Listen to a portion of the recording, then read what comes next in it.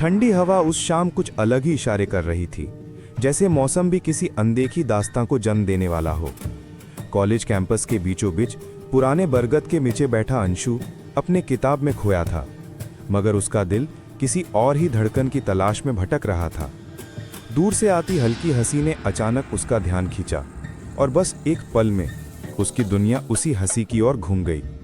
उसने पहली बार उसे नहीं देखा था, लेकिन आज की मुस्कान जाने क्यों दिल में सीधी उतर गई। उसे लगा जैसे किस्मत धीरे से उसके कान में कह रही हो। सर्दियों की हल्की धूप मैदान के किनारे पड़े पुराने बरगद के पत्तों पर चमक रही थी।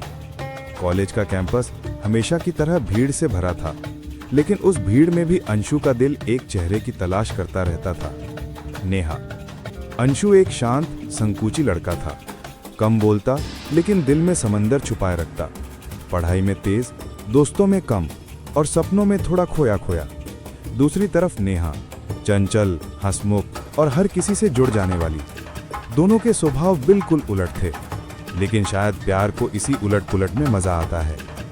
अंशु अक्सर लाइब्रेरी में अकेले बैठा पढ़ाई करता, लेकिन जैसे ही नेहा वहां आती उसका दिल अनजाने ही तेजी से धड़कने लगता। नेहा को इसका अंदाजा तो था, लेकिन वो चुप रहती, शायद उस मासूम मोहब्बत को बिना नाम दिए ही देखना चाहती हो। एक दिन लाइब्रेरी में भारी किताबें उठाते उठाते नेहा का हाथ फिसला और किताबें गिर गई। अंशु तुरंत उठा और बोला, मैं मदद कर दूं?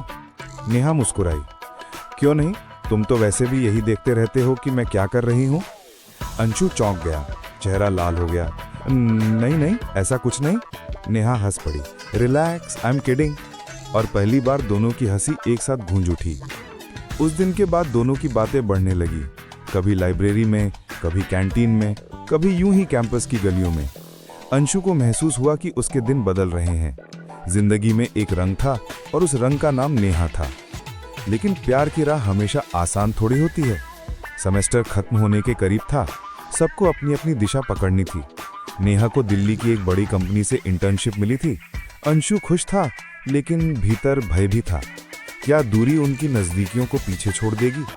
नेहा ने एक शाम कहा, अंशु, मैं जा रही हूँ और मैं नहीं चाहती कि तुम मेरे कारण अपने फैसले बदलो। अंशु की आवाज कांप गई।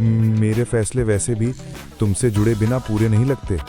नेहा ने उसकी आंखों में देखा। क्या तुम मुझे पसंद करते हो? उसने सिर झुका लिया। शायद पसंद अब सही शब्द नहीं रहा। नेहा ने गहरी सांस ली।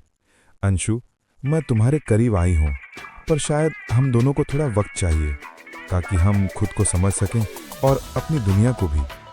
ये सुनकर अंशु के दिल में एक अजीब सी कसक उठी, लेकिन उसने मुस्कुराकर कहा, ठीक है, अगर दूरी से तुम्हारे सपने पूरे होते हैं तो मैं इस दूरी को भी स्वीकार कर लूंगा। नेहा के जाने के बाद अंशु ने खुद को पढ़ाई में झोंक दिया। वो जानता था कि प्यार सिर्फ साथ रहने का नाम नहीं, कभी कभी दूर रहकर किसी को खुश देखने का नाम भी होता है। महीने बीत गए, दोनों की बात कम होती रही, पर दिलों की धड़कनें एक दूसरे को याद करती रहीं। और फिर एक दिन अचानक अंशु को नेहा का मैसेज मिला, कैंपस में हूँ, मिलोगे? दिल धड़धड़ाते हुए वो बरगद के नीचे पहुंचा, वही जगह जहां उसने पहली बार नेहा की मुस्कान से दिल हारा था। नेहा वहीं खड़ी थी, बालों में हवा खेल रही थी, लेकिन आंखों में एक अलग चमक थी। अंशु, उसने धीमे से कहा, दूरी ने मुझे सिर्फ इतना समझाया कि तुमसे दूर रहना ही सबसे मुश्किल था। मैं वापस आ गई हूँ, और इस बार हमेशा रहने के लिए। अंशु की आंखें भर आई, और मैं तुम्हारा इंतजार कर रहा था।